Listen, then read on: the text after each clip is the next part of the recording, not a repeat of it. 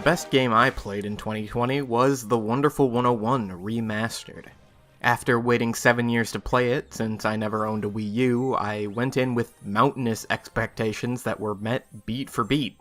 It took a bit for everything to click into place, but once it had, it was fantastic. It's a game I think could only come from someone so versed in the action genre and invested in new ideas as Hideki Kamiya. He was mentored by Shinji Mikami and practically invented the 3D hack and slash. He's been around this block before. And the way he pushes into new territory with 101 is a fantastic example of re-examining the way games are played. Because the primary mechanic of 101 isn't, say, dodge offset like in Bayonetta or Devil Trigger in Devil May Cry.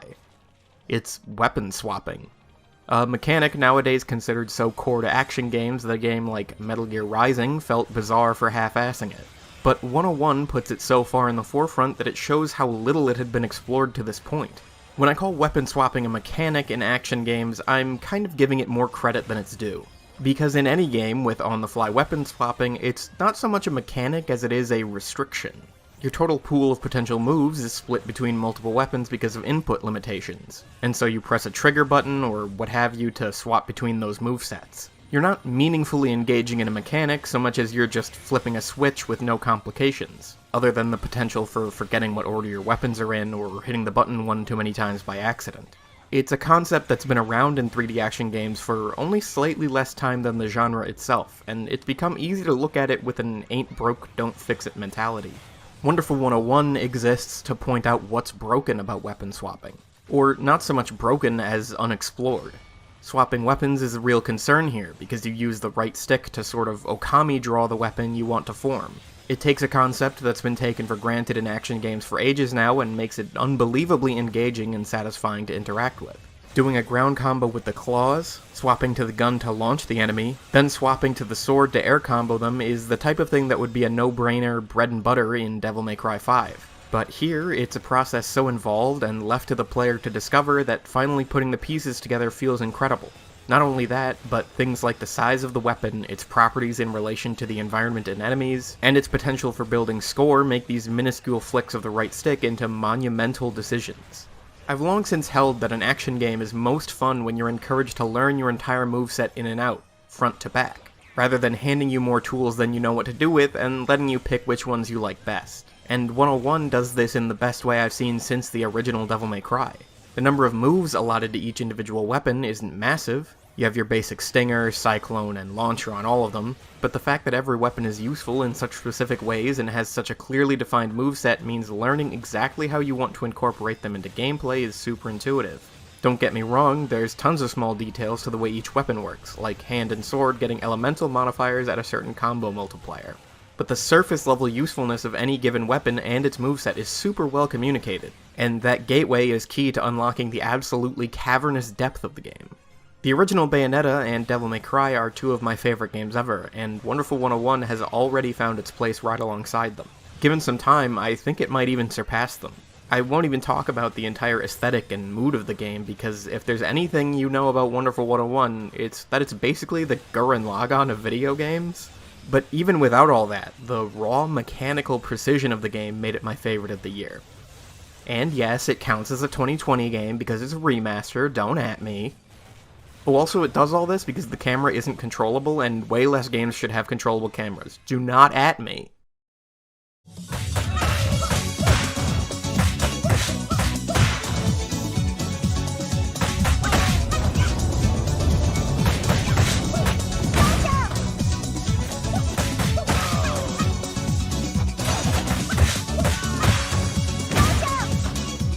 2020 was a real action game kind of year for me, and another favorite was Streets of Rage 4. I'm noticing more and more lately that my preference definitely lies with 3D games more so than 2D. A hypothetical list of my top 10 favorite games ever would struggle to have just one 2D game in it. Maybe Rondo of Blood would be on there. So maybe I'm not qualified to judge, but Streets of Rage 4 is a damn good 2D action game. It sits right on the precipice of being absolute bullshit, just straight up frustrating like a lot of arcade beat-em-ups could be. But every time I found myself about to quit because the number of enemies on screen was just getting too high, I'd find a way through. Every enemy has a weakness, every move has its purpose, and the tried and true method of grinding out a level until you know the trick to every encounter is in full effect. The game does a really good job of adding accessibility without eliminating depth, because while older beat-em-ups would have you straight up paying health to access special moves, here it's a risk-reward mechanic. Instead of losing the health outright, it works on a sort of Bloodborne system where, so long as you hit enemies with some normal attacks, you'll regain any health you lost from using your specials. It makes for a really natural progression where specials start out as sort of a crutch, something you only use in emergencies to cheese enemies you don't understand, or to iframe your way through an attack you didn't see coming. But as it goes on, you learn to use your health as a resource, wiping the harder mobs and cleaning up your health on the stragglers. It's a game I'd describe as lean in an efficient sort of way. There's just the one campaign, and only a token PvP side mode, but the challenge of the higher difficulties and the wealth of unlockable characters makes for a game that far exceeds a single one-and-done playthrough. Not only are characters from previous games unlockable, but even variants of 4's main cast, all with unique movesets based on those games. I love the Streets of Rage 1 characters. They don't get special moves, but to compensate, their combos do a hell of a lot more damage, which makes for a really interesting trade-off. Streets of Rage 4, along with Curse of the Moon 2, really vindicates my belief that modernizing older franchises shouldn't be about forcing them into modern molds to sell for $60, but rather refining them into super polished $20 packages made by small teams of dedicated fans. There was a certain era between the 6th and 7th console generations where all these arcade classics were being absolutely mangled into 3D abominations. Shit like Bionic Commando and Golden Axe. These franchises which were built from the ground up on completely different technology and with completely different design intentions, just getting chewed up and shit out by terrible publishers. Not to mention stuff like Mighty No. 9 and Yooka-Laylee, which tried to be more faithful to the source material, but still overshot the mark by trying to be just as epic in scale as newer releases. But now it feels like we've settled into a comfortable groove where we can have a game like Streets of Rage 4, which looks and sounds and plays beautifully, drop for $20 on a modest budget and get the reception and sales it deserves. And I couldn't be happier about that. Next on the list is one I just couldn't pass up. I know, I said I wouldn't play it, but come on. You know I couldn't resist. It's the latest and greatest in its series, a long-anticipated sequel. It's the turn-based JRPG set in modern Tokyo, all about a group of rebellious misfits fighting a corrupt politician hell-bent on taking over Japan, and he's got both organized crime and the police on his side. You make bonds with your party members, go dungeon crawling in sewers, and take a real look at the way systemic power is used and abused. That's right, it's Yakuza 7, baby! Hell yeah, you knew it had to be. Yakuza is fucking amazing. I'm sure you know that by now if you're watching my channel. You don't get this deep into Game Critic YouTube without hearing every weeb reviewer on the block telling you have to play Yakuza, so I'm not gonna bother explaining it. And if you know Yakuza, you know these games aren't super prone to earth-shaking changes. They're always in Kamurocho, they're always about Kiryu, they're always beat-em-ups, and so on. Which is why Yakuza 7 came along and slapped the shit out of everyone to say, no, actually, Yakuza can be a fucking turn-based RPG set in a completely new location with a completely new protagonist and still be fucking rad. Because it's done with the same level of care and effort as always. I think the biggest concern people had was how Yakuza would work without Kiryu. He felt like such a core pillar of the series, it was hard to even imagine a Yakuza game without Kiryu. But Ichiban is a great successor, namely because he's hardly a successor at all. I mean, yeah, he has basically the same backstory as Kiryu. You know, taking the fall for a murder, getting out of prison, and finding out everything's different, all that. But where Kiryu is lovable because he's such a stone-cold serious guy, even in the most ridiculous situations, Ichiban is lovable because he's the opposite. He's goofy, he's excitable, he does goofy side quests just because he thinks they're fun. Kiryu gets into fights because he has to, and because he wants to prove himself. Ichiban gets into fights because he loves Dragon Quest and likes imagining he's a hero fighting evil villains. Which is maybe the absolute best way I've ever seen a game contextualize why it's an RPG at all. And look, the RPG combat isn't great, I know. It's pretty bog standard, with a few nice touches like characters moving around in fights, using improvised weapons, and so on. But let's be real, Yakuza was also never a great beat-em-up. It's always been fun and cathartic, but never particularly deep or challenging. So I'm fine with Yakuza going from a middling beat-em-up with excellent context to a middling RPG with excellent context. because Yakuza 7 is charismatic as hell. I have more to say on this one, but I'm actually hoping to do a standalone video on it, so I'll save the rest and for now just say this. Yakuza 7 is better than Persona 5. Fuck you, suck my dick.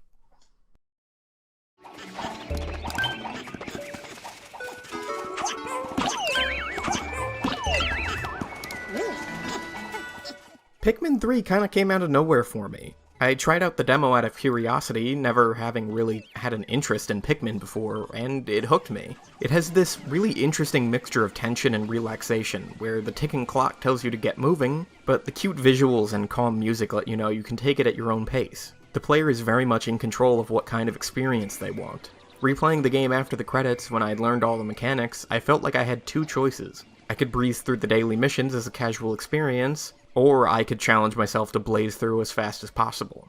The freeform nature of the gameplay and fixed nature of the challenges on each map means pretty much anything can be done on any day in any order. And thinking on the fly about efficient routing, number of Pikmin to take, and what I had time for in the final moments of each day gave me the same kind of satisfaction as a well-solved math problem, or a well-sorted game shelf. The kind of satisfaction that can be hard to find outside of the indie space with games like Papers, Please or the Zachtronics catalog. And I have to praise any game with the amount of content and replayability that Pikmin 3 Deluxe has. We're talking co-op, extra story missions, collection challenges, battle challenges, even challenges that include Pikmin not found in any other game mode. I think it's a shame that the standard for additional content has slipped so much in recent years, and it was really pleasant playing Pikmin 3 and seeing how much there is. I don't have much more to say on this one. It's a game that's more about the vibe than the mechanics. So I'll leave this one to the aestheticists out there. And shoutouts to Audrey, aka @DelamClouds on Twitter, whose non-stop Pikmin posting got me to try out the demo for this one.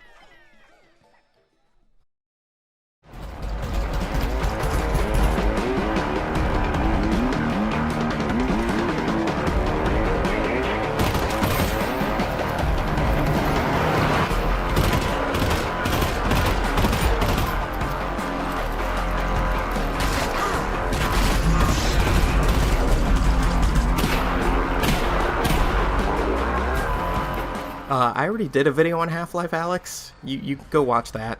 I mean, like, if we're talking new releases in 2020 and not including remasters of older games, then my favorite game of the year was Alyx. You could just say it's my favorite new game of the year, which you'll know why if you go watch my video about it. So, next game.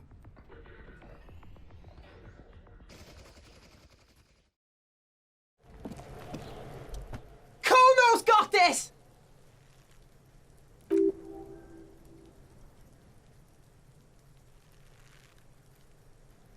Oh yeah, Nabakumpi Kuno. Right in the dick, Kuno. Get him right in the dick. Love it in the dick!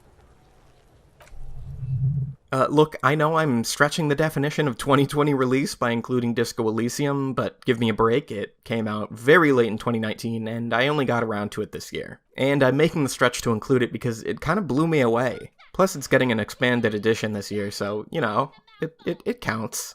Disco Elysium is, and will forever be, proof of my assertion that the key to having a game with good writing is to hire a writer. And I don't mean to say that games don't have writers, I mean they don't have writers. Like people who write books and stories and poetry. Because Disco Elysium was written by a drunk, depressed Estonian communist who has exactly one published novel, and it's the best written game I've played in a long time, almost up there with Pathologic. It's consistently funny, grim, and a plain joy to read your way through. And on top of that, the game doesn't shy away from what it is. We all had a good laugh making fun of Ubisoft for claiming its games are apolitical, but I don't know if I've ever seen a game wear politics on its sleeve quite like Disco Elysium, and it's incredibly refreshing. I'm so glad to play a game for once where I can be the lefty bastard I really am, rather than accepting the audience-friendly version where you basically do socialism but call it something else.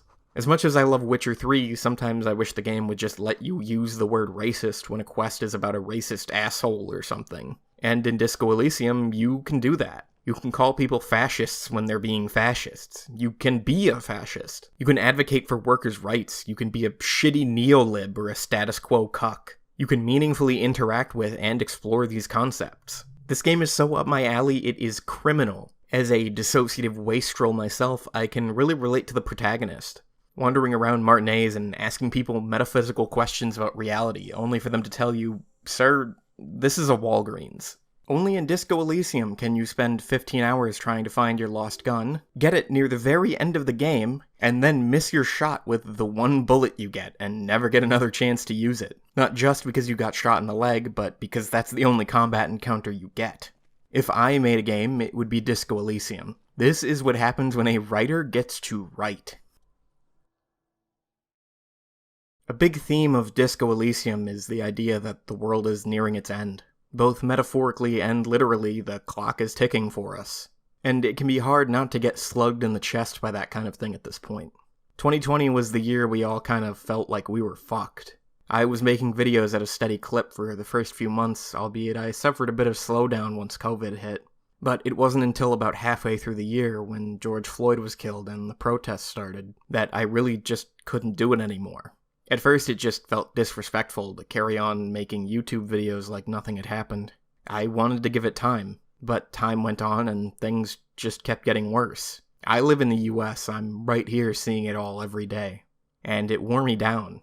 My whole life, I've liked to believe that even if things are bad now, we're getting better. That we're not fucked, that we'll pull this off somehow. And 2020 seriously threw that into question.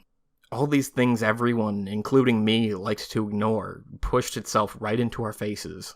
The police are fucking scum, the government doesn't give a shit about human life, and there are people who've dedicated their lives and careers to telling the world that black people and gay people and trans people and so on, that they're all expendable, even contemptible. There are people who get paid to lie to the world and make everyone just a little bit more sure that it's the guy on the ground's fault that he's being choked to death. There are people in power right now who knew a pandemic was coming, that hundreds of thousands of people would suffer and die from it, that millions would be out of work, and they did fucking nothing but line their pockets. I live in Georgia, and I got bombarded with ads every day from Kelly Loeffler and David Perdue about the evil leftist Chinese communists.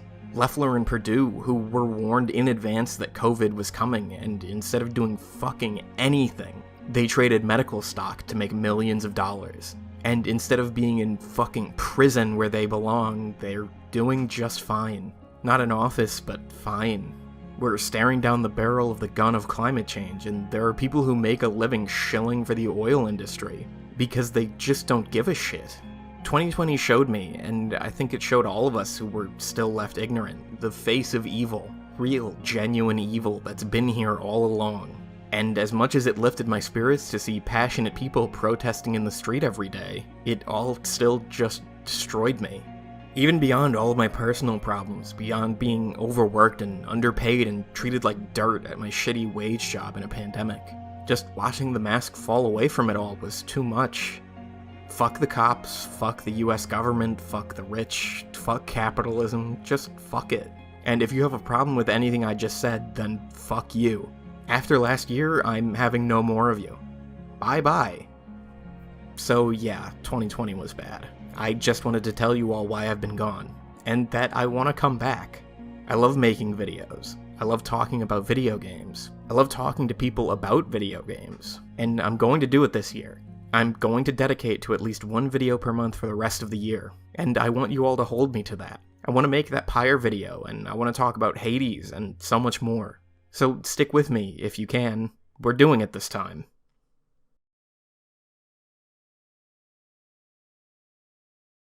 Oh, and if you're one of the people who thinks I stopped making videos because of mean comments, like I'm some kind of pussy punk bitch, you can go soak your head.